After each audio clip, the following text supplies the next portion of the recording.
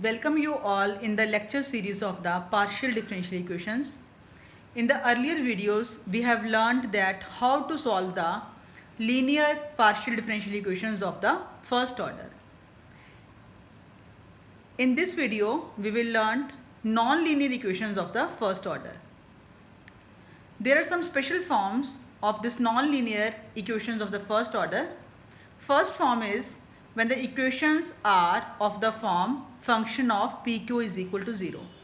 In the whole relation, we are having only small p and small q. Small p is curl z by curl x and small q is curl z upon curl y. These are the first order partial derivatives. And power of p and q may be any. It may be pq plus q cube is equal to 0. It may be p square plus q square is equal to 0. It may be p square plus log of q is equal to 0. Means any relation of p and q. In the relation there should be no x, y and z. If we are having such type of equation, its complete solution is directly written as z is equal to ax plus by plus c, where function of ab is equal to 0. Because we know that if we are having z is equal to ax plus by plus c, by differentiating on both sides with respect to x, you will get curl z by curl x is equal to a. And this curl z upon curl y is equal to b. Or we can say that this small p is equal to a and small q is equal to b. So we get this relation. Function of ab is equal to 0. P is replaced by a and q is replaced by b. And from this relation you can find b in terms of a. Say b is some arbitrary function of a. So your complete solution will be z is equal to ax plus phi of a into y plus c. B is replaced in terms of a. So in this relation, I am having only two arbitrary constants a and c. So it's called the complete solution. After obtaining the complete solution, we can find singular solution and general solution. How to find singular solution and general solution? It is already discussed in the earlier videos. It can be more explained by taking one example. Your example is pq is equal to p plus q. In this relation, I am having only p and q, no x, y and z. So this equation comes under the category of the first form, that is function of pq is equal to 0. Its complete solution can be directly written as z is equal to ax plus by plus c, where a and b are connected by the same relation function of a comma b is equal to 0. Means in the given equation, if we write p is equal to a and q is equal to b, if we write p is equal to a and q is equal to b, you will get a into b is equal to a plus b. A into b is equal to a plus b. In this way, you can find b in terms of a. It is again simple mathematics. You can transform the constant b on left hand side and the other terms on the right hand side, and you will get b is equal to a upon a minus 1. Substitute the value of b in the complete solution. You will get z is equal to ax plus a upon a minus 1 into y plus c. Now from this complete solution, you can find singular solution and general solution. Of the first form, in all the questions, in all the examples, if we find the singular solution, always your answer will be not possible. Why? It can be explained by using the solution. Your given function f, it is complete solution. It is equal to z minus ax. This is the complete solution. By transforming all the terms on the left hand side, you will get small f. It is z minus ax minus a upon a minus 1 into y minus c is equal to 0. This is small f. To find the singular solution, we differentiate this f with respect to the arbitrary constants. In this relation, I am having two arbitrary constants. One is a and second one is c. So we differentiate this f partially with respect to a and with respect to c and equate to 0.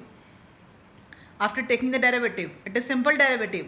When you are differentiating with respect to a, At this time, all the other variables are treated as constant. Derivative of z is 0. Minus x is a constant term. Derivative of a is 1. Again, minus y is constant term. We have to differentiate this term. Here we apply u upon v formula. V square derivative of a into v as it is minus a as it is derivative of a minus 1. This is the quotient rule for finding the derivatives. Derivative of c is again 0. Equated is equal to 0. And when we are differentiating with respect to c, you will get minus 1. Minus 1 is equal to 0, never possible. So we can say this PDE has no singular solution. In this way, if your PDE comes under the category of the first form, that is function of PQ is equal to 0, your answer is always this PDE has no singular solution. For finding the general solution, we take C in terms of A, where h is some arbitrary function. Now in the complete integral, replace C in terms of A, you will get f is equals to z minus ax minus a upon a minus 1 into y minus C is replaced here by h of a equal to 0. Now find general solution. We differentiate this f with respect to the arbitrary constant, equate to 0. You will get derivative of z is 0, minus x is constant term. Again use the quotient rule, and h of a, derivative of h of a is h dash a equal to 0. Equation 1 and 2, these two equations constitute the general solution. In this way, you can find the complete solution, singular solution and general solution of non-linear partial differential equation. Now the second type of the non-linear partial differential equation, if your equation is of the form z is equal to px plus qy plus function of p comma q. This particular type is called the extended Clairaut's equation. Its complete solution is z is equal to ax plus by plus some function of a and b. Why? Because if we replace it p by a and q upon b, you will get this. By writing p is equal to a and q is equal to b. It is again, if we know the complete integral as z is equal to ax plus by plus c, differentiating on both sides, you will get curl z by curl x is equal to a, curl z by curl x is equal to b. That is, p is equal to a and q is equal to b. So whenever you have given the Clairaut's equation, it's very simple to find the solution. Just replace p is equal to a and q is equal to b. We can also explain this Clairaut's equation by taking one example. This is the example. Solve z is equal to px plus qy plus log of p into q. You can compare it with the Clairaut's form. This is z is equal to px plus qy plus some function of p and q. Here this f of p and q is replaced as log of pq. Means in every example of the Clairaut's equation, these three terms are same. Z is equal to px plus qy, only the change in the last term. Here we will get some function of p and q. It may be log of p into q, it may be pq plus qq, any function of p and q. Its complete solution is given by z is equal to ax plus by plus log of a into b.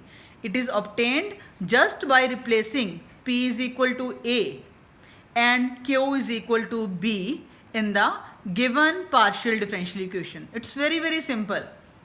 Z is equal to ax plus by plus log of a into b. It contains two arbitrary constants, therefore it is called the complete solution. From the complete solution, if it is required, you can find the singular solution and as well as the general solution. So we have complete two special forms of the non-linear partial differential equations. In the next lecture, we will further discuss about the third and the fourth special form of the non-linear partial differential equation. Thank you.